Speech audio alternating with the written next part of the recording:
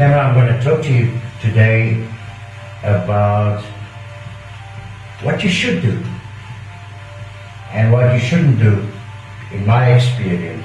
I'm not saying it's going to work for you, but I'm pretty damn sure it did work for me.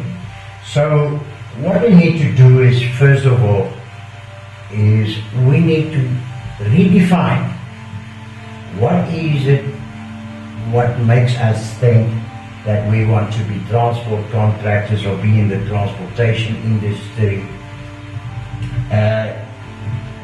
So many times I've found that most of the applicants that wants to be franchisees, they're looking for a job.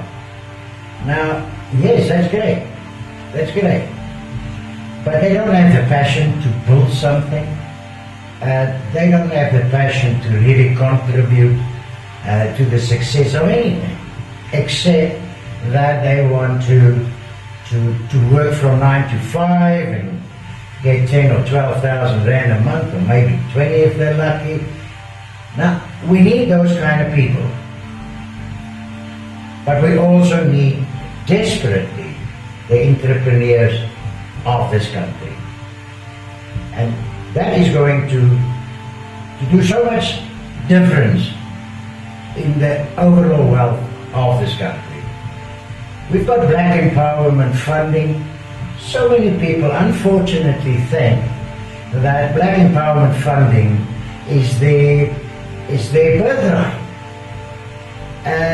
They just, I'm black, so I must qualify. In the beginning, black empowerment I think they just gave away, and the idea is noble. It's a fantastic idea that's been abused. You cannot expect the government, or a government, I don't care if you don't like Zuma, I don't care. Personally, I think he's a survivor. How the hell he survived so long? Him and Mugabe is survivors, so I respect him for that. Not for what they do, but for how they survive. So we can all have a little bit of that survival instinct in ourselves, and that won't harm us. But in any case, let's get back to empowerment funding. It's this misconception that worries me, and that I found it's not working. You can come up with the most brilliant, most sophisticated, everything could be okay. But if the people that is with you is not on the same wavelength, if they're not hungry, if their perception is the world owes me, and I'm going to throw 100,000 rand there, and you know what, I don't have to do anything, the world is going to do it for me. I'm sorry, life just does not work that way. It just doesn't work that way. So the more you're going to think that the world owes you something, the more you are going to suffer. You are not going to reach your goals. First of all, you owe you. You owe yourself your whole life. You should compete to be the best you can be. Not better than Pitt and Chris and whoever else. No, not better than your father. Your father was great. Maybe he was poor, maybe, but your father did his best, or he thought he did. But you got the chance to do the best you can be. Be the best father you can be. Be the best grandfather, if you're my age, that you can be. Not better than the other grandfathers or whatever. No! Challenge yourself every day that you are going to be the best today that you can be. And you know what? You're in for a shitting surprise. You know why? Because nobody knows what they really can become if they don't try. Someone asked me once, now, how do you start a business? I said, by giving the first step. If you're going to stand stacking, you can have this jumbo jet And yes, you checked it and you checked it and everything is okay. I mean, you know, pilot, the flaps, everything is safe. Now you get into the cockpit and you say, right, now we're gonna go. You open the throttles, zoom, hey man, and this jumbo jet is just going like that. It just wants to fly, but it doesn't. Oh shit, what's wrong? The pilot is too scared to let the brakes go. He's done everything that's necessary. He checked that the jet has been serviced. This thing is ready to fly. But his perception of an aeroplane is that it's going to fall. So he doesn't want to fly. It's the same with business.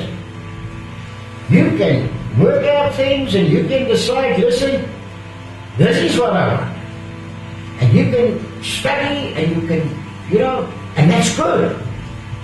You pick up as much information about what you want to do, so and you learn from other people.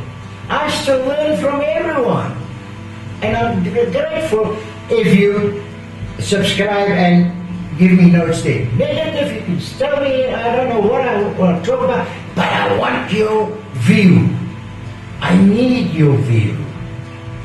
If I don't have that, I can't grow myself. And if I can't grow, most of my people won't grow. So please subscribe and tell me what you think. And bring ideas and concepts. We're in the transportation industry, it's the biggest industry in the world. Some people say tourism is. But how the hell do you think tourists is getting everywhere? They go by transport. So without transport, there is no industry.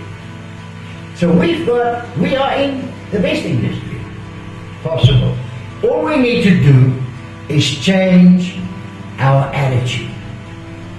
Change the way we are thinking and change our perception about business, about life.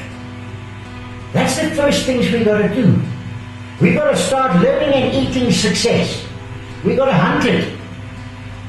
We got to be greedy. We want more. Otherwise we could just go job seeking. You know what? And the job seekers today is going to be the future entrepreneurs. So I'm not saying that you are wrong if you're not.